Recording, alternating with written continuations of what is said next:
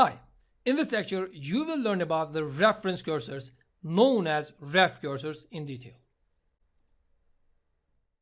Let's first start with why we need the reference cursors. Most of the times we get some data from database, but it depends. What I mean is the select query that we need changes for some reasons. We generally create a subprogram that results as similar data but with operating completely different data. For example, we get the salaries, but sometimes from the employees table or sometimes from the retired employees table or from a completely different query. We must have a structure that we can use a generic query. Or we want to send the cursor to some other programs like a function or even into a different platform like a Java code. With a simple cursor variable, we cannot do that. But we can do that with the ref cursors. So let's start with the reference cursors then. If you know the C or Pascal programming language, you should know about the pointers. Actually, reference cursors are just like the pointers in these languages. For ones who doesn't know, the pointers are the variables that hold the memory addresses of the actual variables. I mean, if we have a number variable or varchar, not important, it is stored in the memory and it has an address in the memory. The pointer stores the address of it. So we can easily reach to that variable in the memory with using the address that the pointer stores. The reference cursors are the pointers to the actual cursors. Actually, with this way, you can send the cursor to another platform. Since it stores the memory location of the cursors, when you send that info to another program like Java or Oracle Forms, etc., you can easily continue operating with that reference cursor in that program. So you can pass this info between different platforms. The difference of the reference cursors from the others is it is not tied to any specific cursor or select query. Since it's a pointer to the memory address of a cursor, you can easily open that cursor with another query and continue working. So it will increase the flexibility of the cursors. Actually, the main point in here is the result set is not owned by any block or client or etc. There is a result set in the memory, or we can call it as PGA, and so we can reach to that result set from any client or any block. But be aware that we cannot share a ref cursor, or we call it as cursor variable, through another server or remote subprogram. So what else we cannot do with the cursors?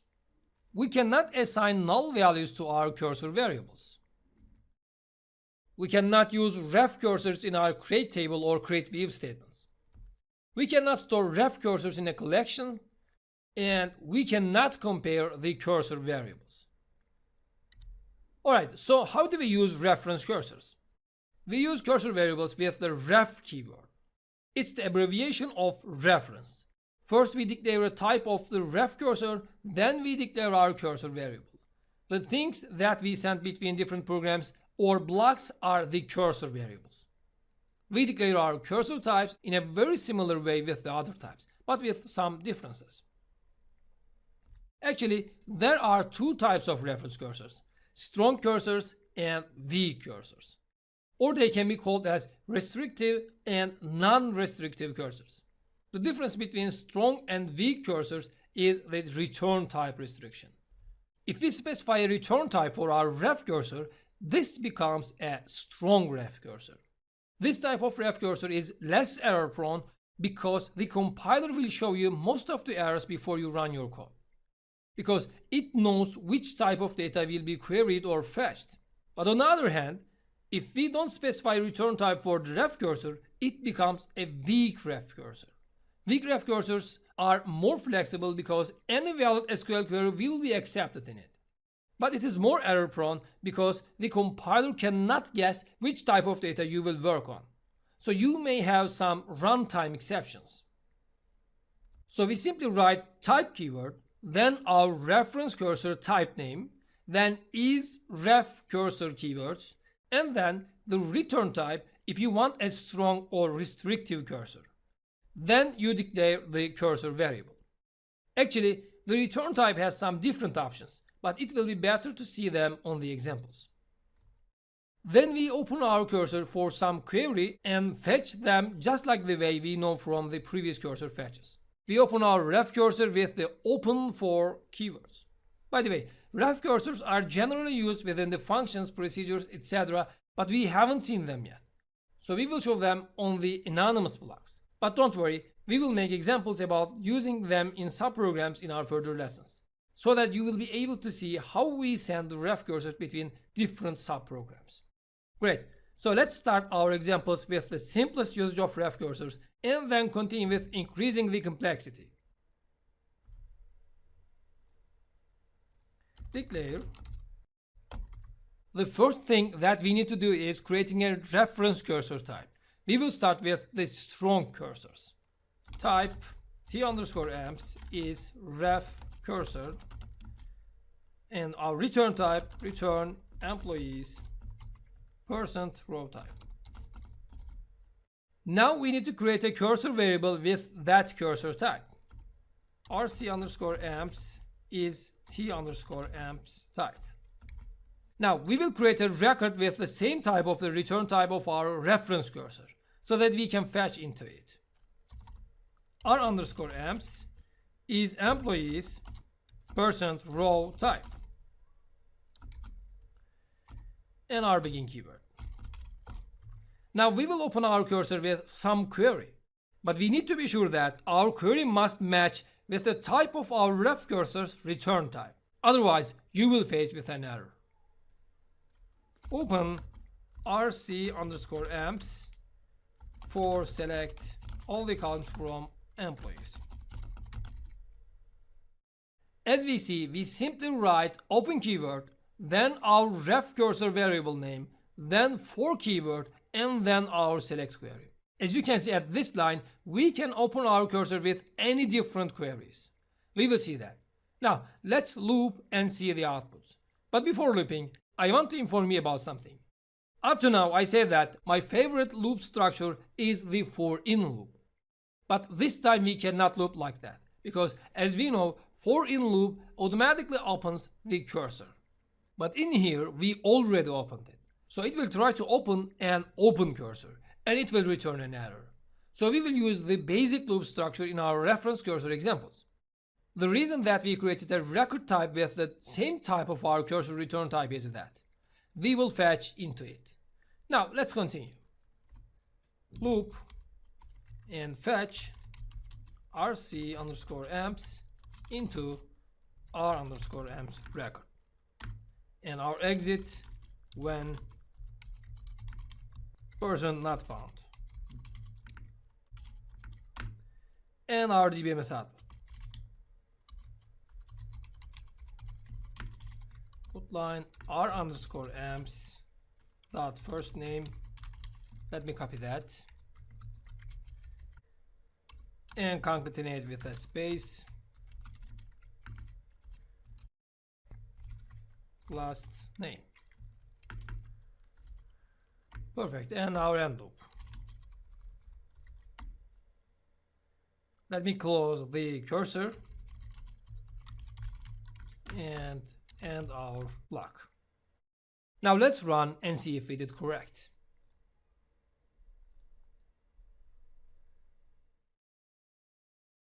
As you can see, we could easily get our result. Now let's change our employees table with the retired employees table and see what happens. Retired employees. Let me clear up and run again. As we can see, no problem, because retired employees table has the same structure with the employees table. So we can fetch into the record with the type of employees. But if we write departments or something, we will face with the expression is of wrong type error. Great. Now we said that we can open the reference cursor with different queries. Now let's copy some code and paste for another query.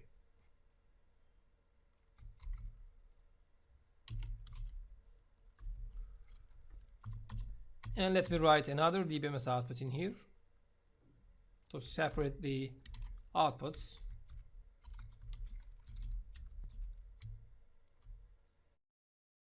And now I will change the select query. The employees, and where job ID is equal to, let's say, IT proc. Now let's run it. as we can see, it worked for two different queries. We simply closed the first one, then opened with some other query and used it. No need to create different cursor variables. Now, since our cursor is a strong graph cursor, we can create a record of that type. Let me show you. rc_amps %row type. Let's run it. As we can see, it works. But be sure that it is a strong cursor type. Otherwise, it won't work.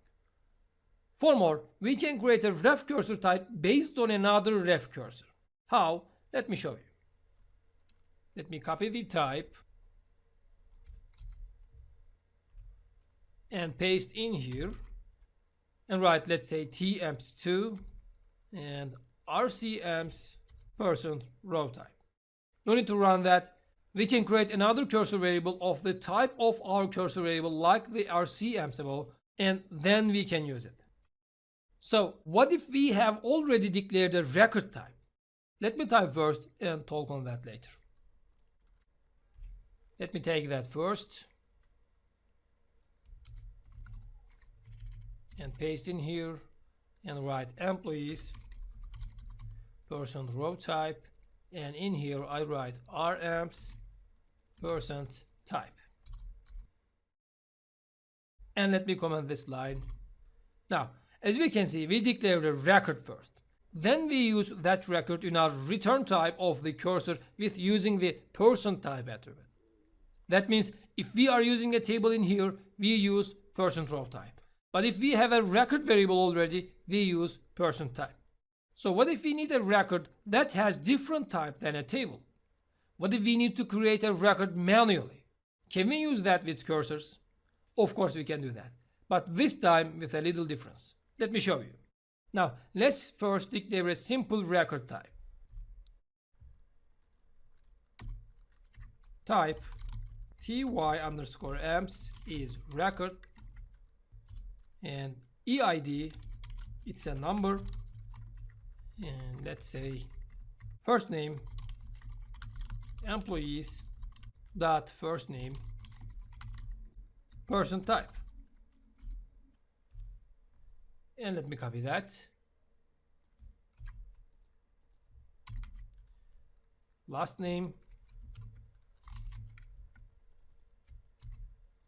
%type, and department name, let me copy that again.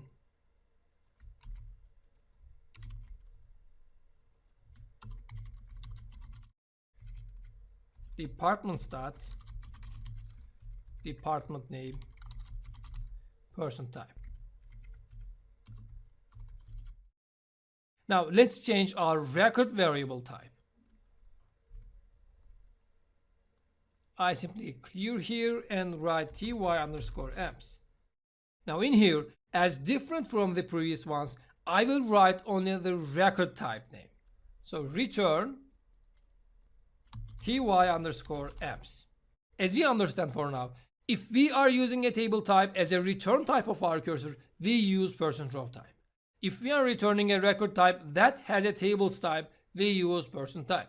If we are using a manually created record type, we simply write only the name of the record type, not %type or %row type attributes. This is what we should know about that subject. Now, we need to change our select clause to fit into our record type.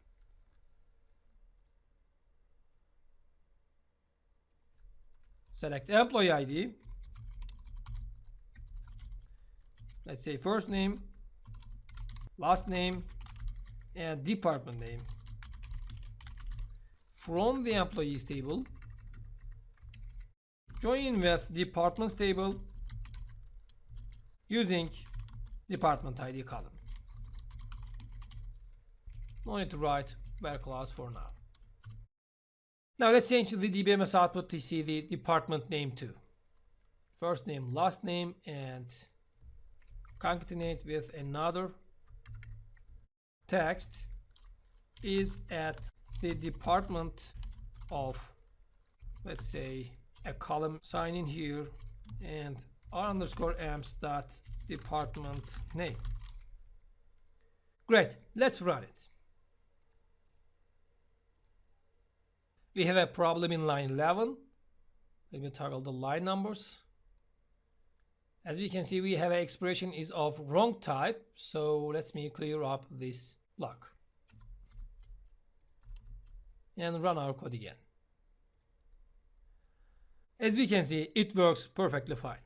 So what if we need to write a query dynamically? I mean, sometimes we may want to get the query from a parameter, or we may want to create a different queries based on some different situations. Can we do that? Let me show you.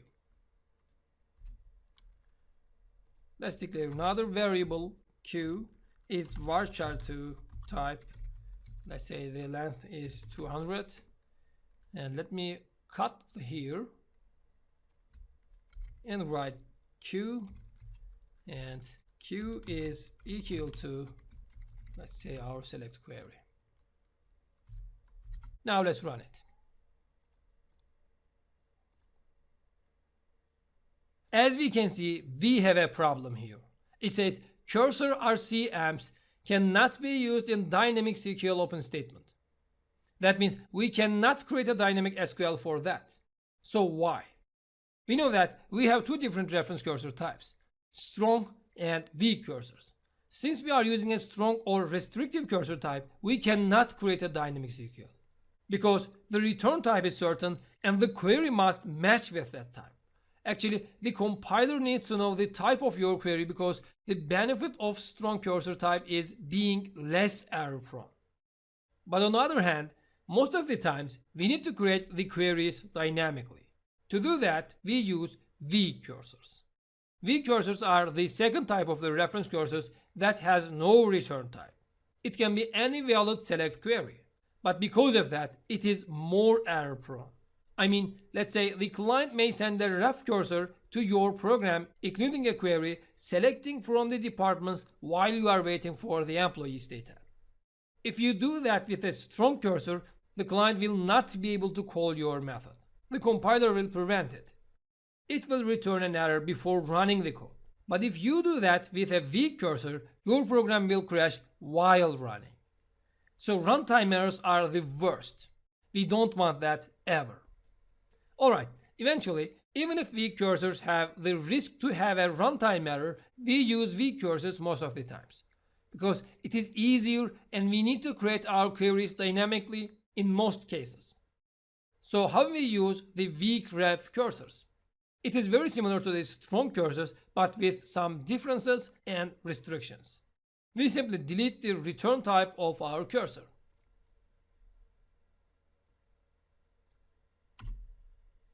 And run it. See that? Pretty simple and useful. With this way, we can get our query from another user, program, or platform and run that in our block, then return the result set or a result of some calculations, etc. to the client. So it's pretty flexible. But we have some restrictions. For example, we cannot create a record with the type of our weak cursor. As you remember, we did that for the strong cursors. Let me show you. R T underscore amps % row type. Let me run that. As we can see, we had an error because we don't know what type of data our cursor will return. Now, let's comment that out and run the same cursor for completely different queries. First, let's declare a department record because we will query from the departments table for the second time. R underscore depths is departments % row type. Let me copy our code and paste. Then change our select statement with the departments table. Select all the columns from departments. As you can see, in the first open, we did that with the variable, but this time we did that with a select query directly. Both are valid in weak cursors. Now we need to change the record because our fetch into must match. R underscore depths. Now let's change our DBMS output. rdepth.department ID and rdepth.department name. Let's clear up the rest. Now let's run it. Let's check the output values. Great. As we can see, we could use the same cursor for completely different queries and results. This is very useful when you get a cursor as a parameter. Especially when you use cursors with packages, procedures, etc., you sometimes will need to send some reference cursors as a parameter. Or if you are using Java or Oracle forms, etc. in your work, sometimes you will need to get or send reference cursors as parameters. By the way, especially isOpen function is really useful with the reference cursors, because your program will get the cursor as a parameter from another subprogram, etc. You will need to know that the cursor is still alive or not. Otherwise, you will face with the runtime errors. Perfect. Let me show you one more thing for the weak ref cursors. Weak cursors can have bind variables. Let me show you first. Let's scroll up and write our where clause where department ID is equal to column and a random name, let's say B. And in here I write Q using and our variable, let's say 50 in here. As you can see, we use the bind variable with column B, then assign a value to that variable with the using clause. We simply write using and then the variable or value. With that way, you don't need to create extra variables, etc. to prepare your query, because most of the times you will get some values as parameters and use them in your query. To do that, you can use some different options, but this is a fast way to do that. We can have many bind variables. We write them separating with comma sign. Let's run this code and see the output. As we can see, it works perfectly. One last thing about the reference cursors. As we can see from our examples, we need to create a type for the reference cursors, even it is a weak cursor type. So if you declare that type in your block, you cannot send that as a parameter to a subprogram, etc. You need to create that cursor type in the schema level. Or you can use Oracle's predefined weak cursor type sysref cursors. Sysref cursor is a built-in weak reference cursor type that we can use in any result set between other blocks or subprograms, or even with another platforms like Java, etc. So how do we use it? We simply comment our cursor type declaration first, then write sysref cursor for the cursor type in our cursor variable. Sysref cursor. Pretty simple. Now let's run it. As we can see, it works perfectly. So if you need to use a weak cursor, you can use sysref cursor type easily. Actually, instead of declaring a type for a weak cursor, you should easily use the sysref cursor. It's a faster way, and you can send that cursor variable to anywhere, because sysref cursor is known by all the clients since it is on the database.